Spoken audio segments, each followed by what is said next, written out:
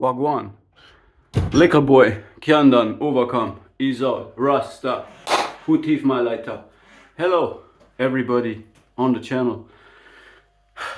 I'm doing my dopamine detox, and I can recommend it to anyone going through narcissistic psychopathic abuse, especially if you're already advanced with your healing and you can't go on, or you feel like you're stuck because of your heart rate sometimes still rises, and this is connected to coffee. Alright, or you might ruminate, or you have these setbacks or relapses. So these can be connected to alcohol or marijuana use, or in sexual indulgence, because you're not innocent anymore. You saw the devil weaponizing sexuality, separating love from sexuality, which is a sin, and lets people live and burn in hell for eternity, for sure.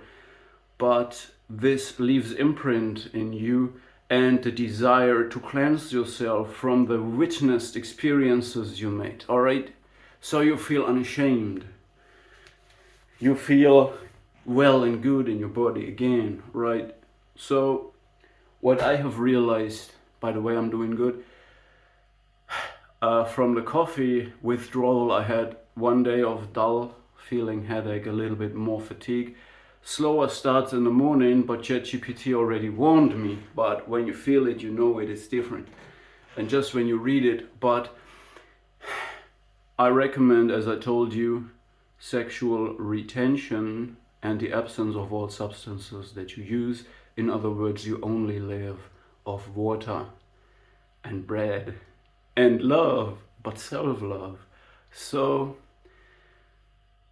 this lets you reconcile with your nervous system. This puts you back in the same chemistry level of your childhood. In your childhood, you should not have contact to substances that push you or sedate you. And you should get immense levels of energy through the cultivation of sexual energy, as well as intermittent fasting, if you're into it. So you leave away a lot of things that cost a lot of money and cost you a lot of energy because they are not sustainable.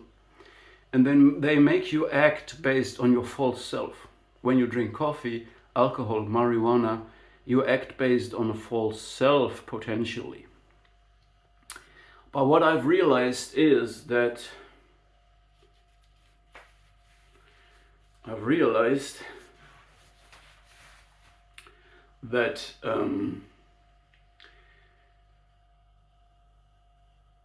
for me, individuation and healing from this experience of parasitized empathy, parasitized privacy, people parasitizing my family, unashamed, unapologetic, grandiosely, as utter victims, helpless children. So a helpless child can parasitize your parental reflex, playing victim just to undermine you. And the truth about this is that the covert narcissist has no functioning true self, because the true self is burdened under accumulated shame and self-hate. They also have a bad mother introject, and therefore the covert narcissist cannot stand his own self, but they constantly try to have flickering inventions of false selves.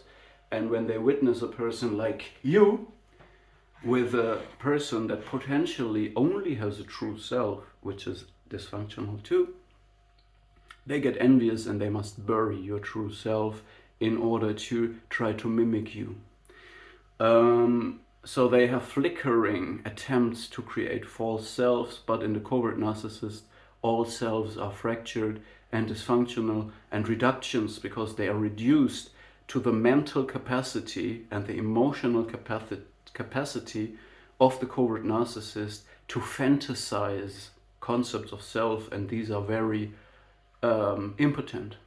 So I realized that I had probably mostly only a true self, And so I lived as a dreamer, an artist, an immature archetype of the dreamer, the lover, but with an anima that was based on projection and autoerotic fantasies. So I did not love the woman as an individual.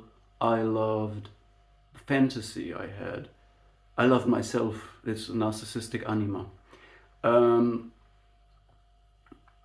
I also realized that I really probably refused to create false selves, personas, so I lived a very specialized artistic life to maintain my true self.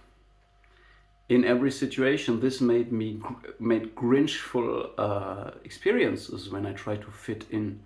And this also explains this fatigue of intuitive introverts when they are exposed to many people. My marriage was completely, like, almost I don't know, it was completely disturbing experience. So many people around and I'm in the center of attention. I was completely bamboozled. It was I can't explain this in words. However, individuation for me feels like I have to create a false self, and therefore it's so painful. It's painful to have a true self, a vulnerable true self that has been betrayed and internalized and exposed to the shared fantasy of a dysfunctional family code, and then you're thrown into reality. You know, I mean, I created my reality where I could live in my true self in an artistic way. But now I have to start from ground zero, and to fit in, I need to create false selves. Or I follow this new age idea of, oh, I'm enlightened now, I did shadow work, now I'm fatigued, and I cannot fit in anymore, which is kind of a fantasy, I think. And a lot of people follow it. They find it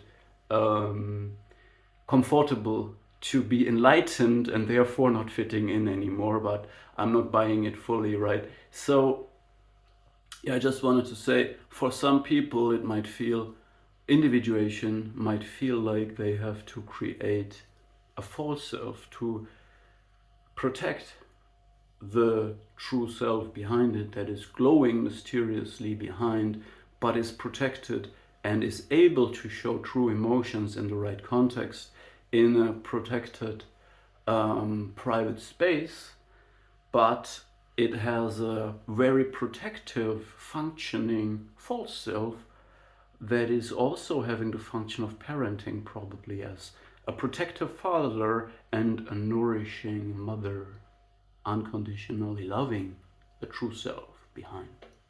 Now, that being said, the psychopath, unlike the covert narcissist who has only dysfunctional versions of flickering self that they try to avoid and are going through circles where they act out their dramatic displays, the psychopath has only false selves that are created with more detail, superficial charm, the high-functioning psychopath, and so they only have false selves that are trying to mimic a true self,